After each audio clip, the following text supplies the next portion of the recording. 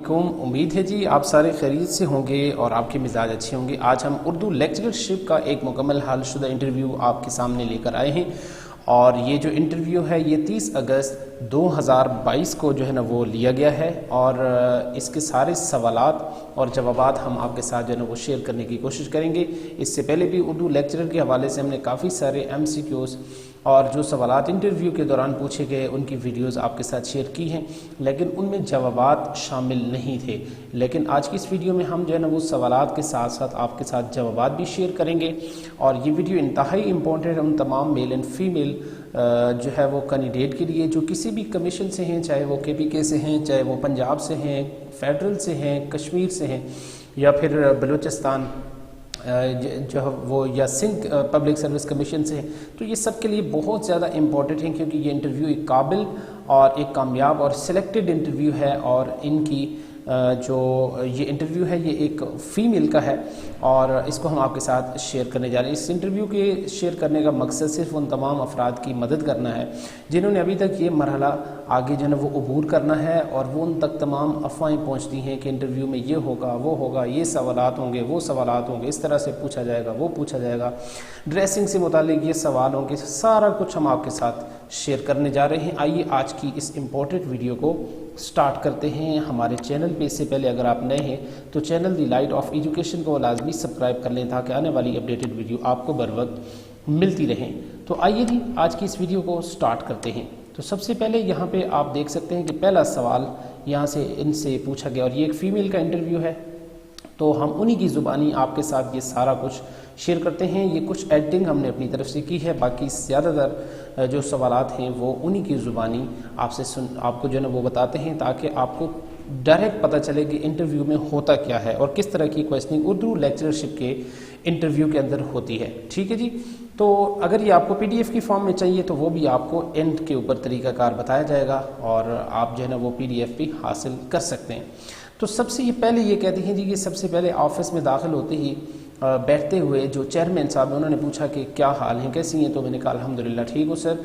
तो सवाल नंबर 1 पूछा गया, ये बताएं कि कैसी हैं मैं और कैसी हैं आप और कैसी हो में क्या फ़र्क है? तो ये जवाबन कहती हैं जी कि कैसी हैं आप एहतरामन कह सकते हैं जबकि हम अपने बुज़ुर्गों या असातिज़ा से जब मुखातिब हों, और कैसी हो हम बेतकल्लुफ़ी वाले अंदाज़ में कहते हैं जब मुखातिब हमारा दोस्त या कोई हम उम्र हो। उसके बाद नेक्स्ट जो है ना वो दूसरा सवाल इनसे किया गया, अच्छा तो वो कैसी हैं, इसे कवायद की रूह से जो है ना क्या कहेंगे? तो जवाब है कि कवायद की रूह से ये इस्तिफ़हामिया या सवालिया जुमला कहलाएगा क्योंकि इसमें सवाल पाया जाता है, वो कैसी हैं में। सवाल नंबर 3, उसके बाद सवाल किया गया ठीक है आप अपना तारुफ़ कराएं। तो ये कहती हैं मुख्तसर तारुफ़ मैंने कराया कि मैंने फ़लाँ जगह से MA उर्दू किया और फ़लाँ जगह से मैंने तालीम हासिल की, फ़लाँ इलाके से मेरा ताल्लुक़ है। तो कहते हैं उसके बाद एक टीचर थे उन्होंने जब उनकी तरफ इशारा करते हुए कहा कि आप इनसे सवाल करें। तो प्रोफेसर डॉक्टर सुहेल अहमद उनका नाम था। कहते हैं वो पूछने लगे कि आपको अदब में क्या पसंद है? तो मैंने कहा यानी अदब में आपको शायरी या नसर कौन सा पसंद है? तो मैंने जवाब दिया कि मुझे शायरी और बिलखुसूस गज़ल बहुत ज़्यादा पसंद है। तो सवाल करने लगे कि गज़ल किसको कहते हैं, गज़ल से क्या मुराद है? जवाब है कि गज़ल के लुग़वी माने औरतों से बातें करना या औरतों के मुतालिक बातें करना। इसके अलावा लफ्ज़ गज़ल की एक तारीफ़ और भी है कि जब शिकारी कुत्ते हिरन का शिकार करते हैं तो उस वक्त उनके मुंह से निकलने वाली दर्द भरी चीख को भी गज़ल कहा जाता है। इस सिनफ़े सुखन को उर्दू शायरी की आबरू कहा जाता है। नेक्स्ट क्वेश्चन किया कि मतला क्या कहते हैं, क्या होता है, किसको कहते हैं? तो जवाब दिया कि मतला गज़ल के पहले शेर को कहते हैं जिसमें शेर के दोनों मिसरे हम काफ़िया और हम रदीफ़ हों और लुग़वी माना के लिहाज से मतला का माना है तुलू होने की जगह, जैसे कि सूरज तुलू होने की जगह को मतला कहा जाता है। नेक्स्ट क्वेश्चन था कि अच्छा फिर हुस्न मतला से क्या मुराद है? देखिए कितने दिलचस्प किस्म की जो है ना वो क्वेश्चनिंग हो रही है, आहिस्ता आहिस्ता से वो बंदे को अंदर से सारा खंगालते हैं। ठीक है जी। तो क्वेश्चन था कि हुस्न मतला से क्या मुराद है? तो मतला से क्या मुराद है, सॉरी। तो जवाब था कि अक्सर शुअरा हज़रात एक से ज़ायद मतलों का इस्तेमाल करते हैं अपनी गज़लों में, इस लिहाज से मतला के बाद आने वाला दूसरा शेर जिसमें मतले की तरह काफ़िया व रदीफ़ दोनों मिसरों में मौजूद हो اس کو حسن مطلع کہا جاتا ہے۔ عام طور پہ جو قافیہ اور ردیف ہیں یہ ہر غزل کے پہلے شعر کے اندر قافیہ اور ردیف دونوں مصروں کے اندر ہوتے ہیں، پہلے شعر کے۔ اس کے بعد کے جو شعر ہیں ان میں دونوں جو ہے وہ مصروں کے اندر قافیہ اور ردیف کی پابندی نہیں ہوتی، بلکہ دوسرا جو مصرع ہوتا ہے اس میں قافیہ اور ردیف کی پابندی ہوتی ہے۔ لیکن اگر پہلے شعر کے بعد دوسرے شعر کے اندر بھی یہ قافیہ اور ردیف کی پابندی دونوں مصروں کے اندر ہو تو اس کو حسن مطلع کہا جاتا ہے۔ نیکسٹ کوسچن ہے کہ غزل کو نیم وحشی صنف سخن کیوں کہا گیا؟ تو اس کا جواب یہ تھا کہ سر کلیم الدین احمد نے غزل کو نیم وحشی صنف سخن کہا کیونکہ غزل کے موضوعات میں ربط نہیں ہوتا، ہر شعر کا موضوع الگ ہوتا ہے۔ غزل کے برعکس نظم میں ربط پایا جاتا ہے کیونکہ وہاں ایک ہی موضوع پر مسلسل بات کی جاتی ہے۔ تو بہت اچھا اس کا آنسر ہے جی۔ نیکسٹ کوسچن ہے نیم وحشی کیوں کہا، پورا وحشی کیوں نہیں کہا؟ دیکھیں جی کیسا سوال ہے کہ انہوں نے غزل کو نیم وحشی کیوں کہا، پورا کیوں نہیں کہا؟ تو جواب یہ ہے کہ سر وحشی ایک دیوانہ ہوتا ہے جس کے خیالات منتشر اور بکھرے ہوئے ہوتے ہیں، بالکل اسی طرح غزل کے موضوعات میں ربط، تسلسل اور ارتقاء خیال نہیں پایا جاتا، مگر اس کا ہرگز یہ مطلب نہیں کہ پوری صنف میں ہی بے ربط ہے، بلکہ صرف فکری حوالے سے تنقید کی گئی ہے، فنی حوالے سے غزل ایک مکمل صنف ہے۔ نیکسٹ کوسچن تھا کہ آپ کا پسندیدہ شاعر کون سا ہے؟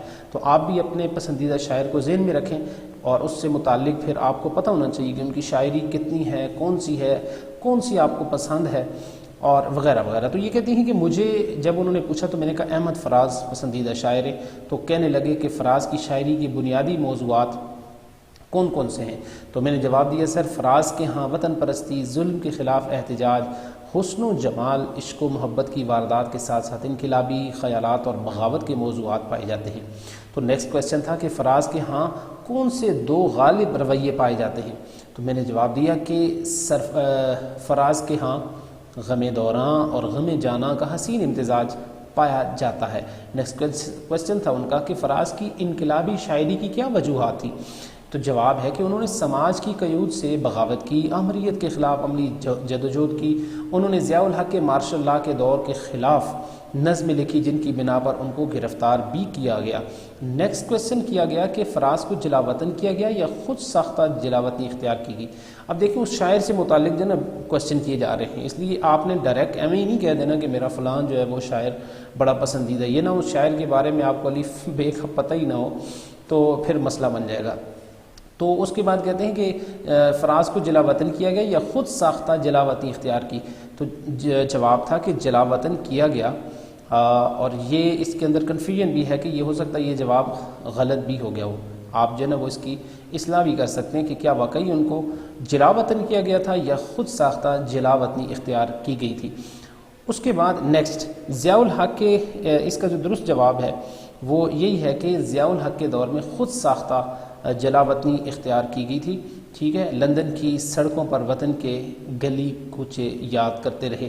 نیکسٹ کوسچن تھا کہ انقلاب کی شاعری کے حوالے سے کوئی نظم یا غزل اگر سنانا چاہیں تو جواب سر ان کی غزل کے کچھ اشعار میں پیش کروں گی، اور وہ اشعار یہ ہیں کہ ہم بھی کیا سادہ تھے، ہم نے بھی سمجھ رکھا تھا، غم دوراں سے جدا ہے غم جانا جانا، اب کہ کچھ ایسی سجی محفل یاراں جانا، سر بزانوں ہے کوئی سر بگریباں جانا، جس کو دیکھو وہی زنجیر بپا لگتا ہے، شہر کا شہر ہوا داخل زنداں جانا، اب تیرا ذکر بھی شاید ہی غزل میں آئے، اور سے اور ہوئے درد کے عنواں جانا۔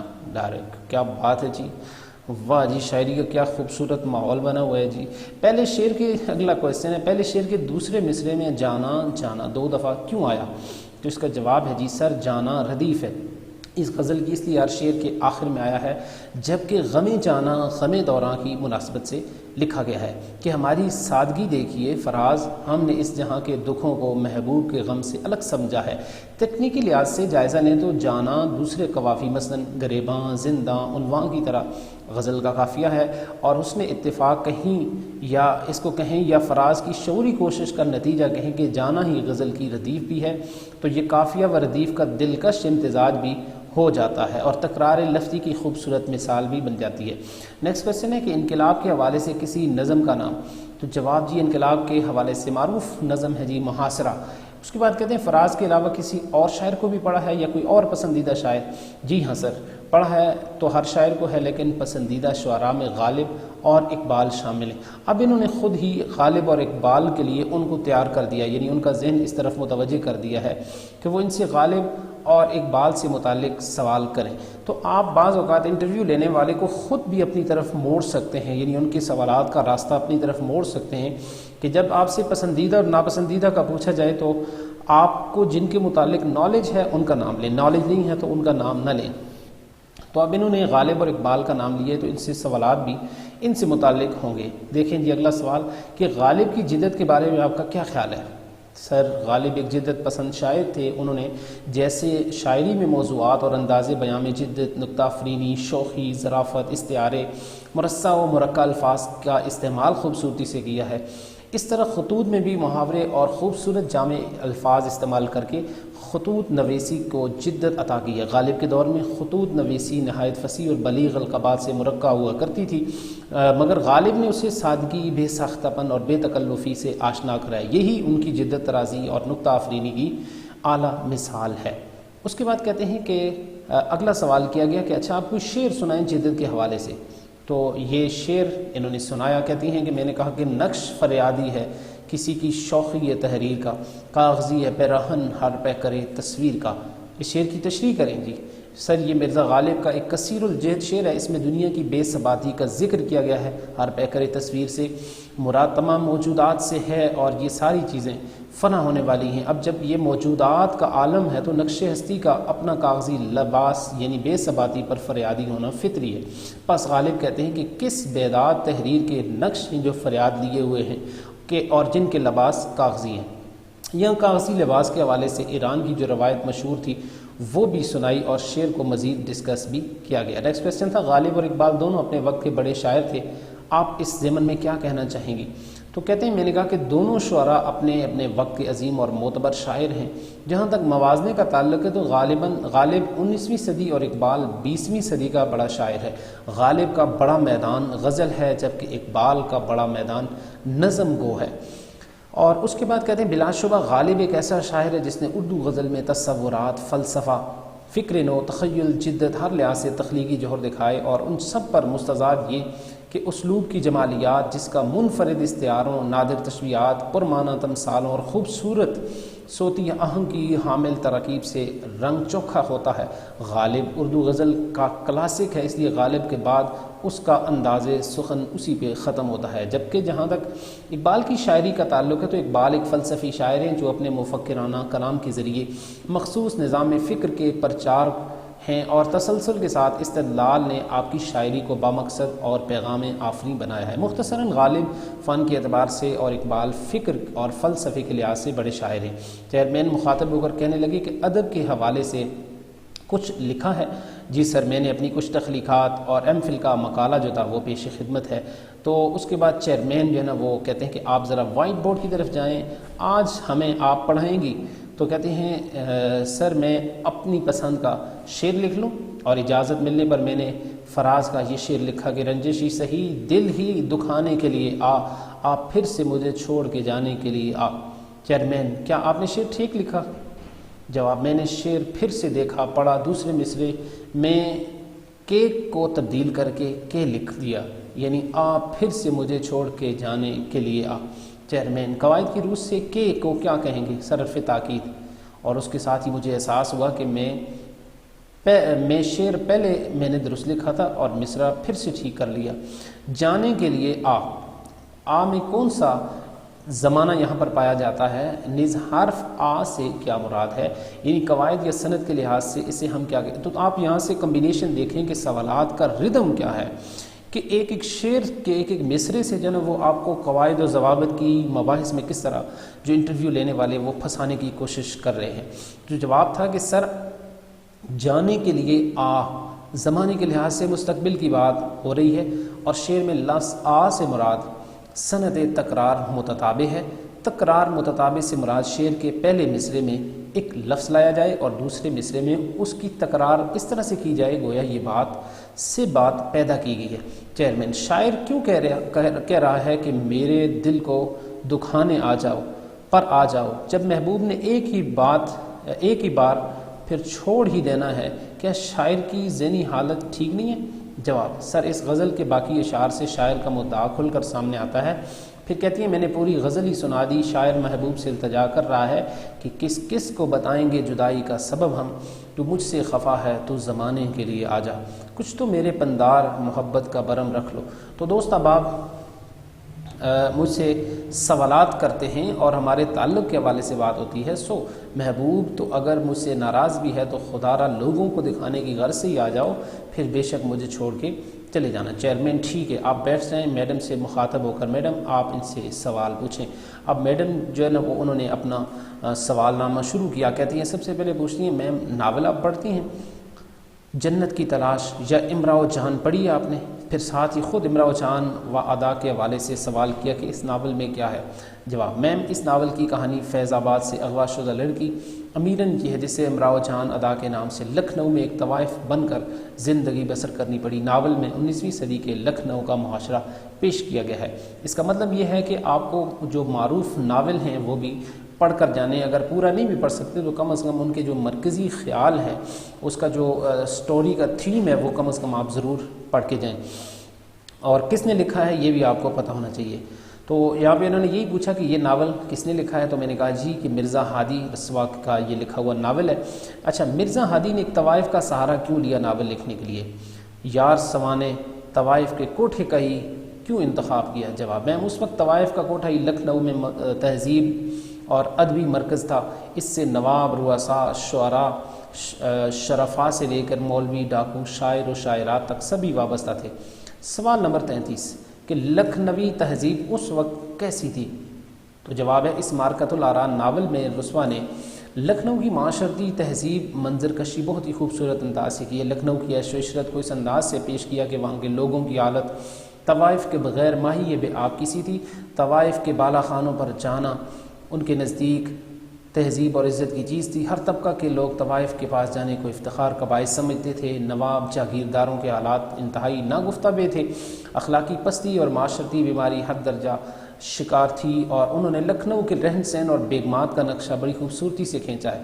حقہ بھی ہے، گانے بجانے کی محفلیں بھی ہیں، بہت ہی خوبصورت پاندان بھی ہے۔ غرض عیش و عشرت ہی ان کے نزدیک اصل زندگی ہے۔ یہ حقیقت ہے کہ لکھنؤ کی معاشرتی زوال میں بھی طوائفوں کا اہم کردار ہے، مگر اخلاق سوز لوگوں کا بھی کوئی کم کردار نہیں ہے۔ رسوا نے اس ناول میں لکھنؤ کے محلوں، میلوں، گلیوں، بازاروں اور مکانات کے محل وقوع کا ایسا نقشہ کھینچا ہے کہ اسے پڑھتے ہی لکھنؤ کا جو نقشہ ہے وہ آنکھوں کے سامنے آ جاتا ہے۔ نیکسٹ کوسچن تھا: اس تہذیب کے پیچھے کیا محرکات تھے؟ لکھنؤ کے نوابین کے بارے میں کیا کہنا چاہیں گی؟ لکھنؤ کے نوابین اس وقت برائے نام حکومت کر رہے تھے۔ اصل کرتا درتا ایک انگریز حکمران تھے۔ اس دور کے مرد نے سیاسی اعتبار سے نامردی کا ثبوت دیا، اور یہ عیش پسندی دراصل فرار ہونے کی ایک صورت ہے۔ بعض حساس شعر اپنی جنس ہی میں سے منحرف ہو گئے اور لاشعوری طور پر شعراء اور لاشعوری طور پر عورتوں کی تقلید کرنے لگے، یہاں تک کہ اس وقت کے نوابین خواتین کے کپڑے پہن کر ان کے لب و لہجہ اور محاورے میں بات چیت کرتے تھے۔ اس ضمن میں ایک شعر بھی ہے کہ بیگموں میں جو بڑی ہوں تو بلا تجھ کو کیا، پہنے پوشاک زری ہوں تو بلا تجھ کو کیا۔ چیئرمین کہتے ہیں: مقالے میں آپ نے شاعر کے کلام کا فنی جائزہ لیا ہے، یہاں آپ نے تجسیم کاری کا ذکر کیا ہے، اس سے کیا مراد ہے؟ تو جواب یہ کہ تجسیم کو انگریزی زبان میں پرسونیفیکیشن کہا جاتا ہے، جس کا معنی ہے کسی غیر مرئی شے کو جسم دینا، کسی جذبے یا احساس کو جسمانی خد و خال یا حرکات عطا کرنے کو تجسیم کہا جاتا ہے۔ لفظ تجسیم قواعد کی روح سے فعل ہے یا فاعل ہے؟ سر، فاعل تو بالکل بھی نہیں ہے، یہ سوال مجھے کچھ سمجھ نہیں آ رہا تھا۔ چیئرمین: تو پھر کیا ہے؟ اگر فاعل نہیں ہے تو فعل ہوا نا۔ اچھا، تکمیل کیا ہے؟ جواب دیا: تکمیل یعنی مکمل کرنا، پورا کرنا۔ نیکسٹ کوسچن تھا: پھر کاری کیا ہے؟ میں نے کہا یہ فعل ہے۔ پھر کہتے ہیں تجسیم کاری میں آپ نے دو فعل ایک ساتھ کیوں استعمال کی ہیں جب کاری بھی فعل ہے، تجسیم بھی فعل ہے؟ سر، گرامر کی لوز سے غلط العام اصطلاح ہوگی، ورنہ یہ لفظ تو آج کل مستعمل ہے۔ میری تحریر میں ایک جملہ ہائی لائٹر سے مار کر کے مجھے پڑھنے کے لیے کہا۔ جملہ تھا کہ پرانے وقتوں میں موسیقی کے میدان میں آنے والے لوگ بہت سے استادوں کے سامنے زانوئے تلمذ طے کرنے کے بعد موسیقی کے افق پر طلوع ہوتے تھے۔ یہ بڑا جو ہے نا وہ قواعد و ضوابط اور فصاحت و بلاغت والا جملہ جب میں نے پڑھا تو کہنے لگے زانو تلمس سے کیا مراد ہے؟ جواب دیا شاگردی اختیار کرنا۔ میں نے کہا کہ اچھا، انہوں نے پھر سوال کیا کہ لفظی معنی کیا ہوں گے؟ جواب دیا ادب سے دو زانو ہو کر استاد کے سامنے بیٹھنا، یعنی ان کی حلقہ درس میں بیٹھنا۔ تو یہ اس کے بعد جب سوال ہوئے تو اس کے بعد مجھے کہتے ہیں جی ٹھیک ہے، آپ کا بہت اچھا انٹرویو ہوا ہے، آپ جا سکتی ہیں۔ تو یہ ایک انتہائی امپورٹنٹ قسم کا انٹرویو ہے جو ہم نے آپ کے ساتھ شیئر کیا، اور اس کے سارے سوالات بھی آپ کے ساتھ شیئر کیے ہیں۔ امید ہے یہ انٹرویو آپ کے لیے بہت زیادہ ہیلپفل ثابت ہوگا جو لوگ اردو لیکچرشپ کے حوالے سے تیاری کر رہے ہیں۔ ہمارے چینل پہ رہیں، چینل کو لازمی سبسکرائب کریں۔ ہم اور بھی ویڈیوز جو انٹرویو کے حوالے سے، اگر یہ انٹرویو آپ کو پسند آیا ہے تو ہمیں کمنٹ سیکشن میں بتائیے گا تاکہ اس طرح کے اور بھی انٹرویو ہم آپ کے سامنے پیش کریں۔ اور اگر یہ آپ کو انٹرویو جو ہے نا وہ PDF فارم میں چاہیے تو اسکرین کے اوپر جو ہے نا اس کا طریقہ کار آپ نوٹ کر لیں تو آپ کو یہ PDF میں بھی مل جائے گا۔ بہت شکریہ، دعاؤں میں یاد رکھیے۔ السلام علیکم ورحمۃ اللہ وبرکاتہ۔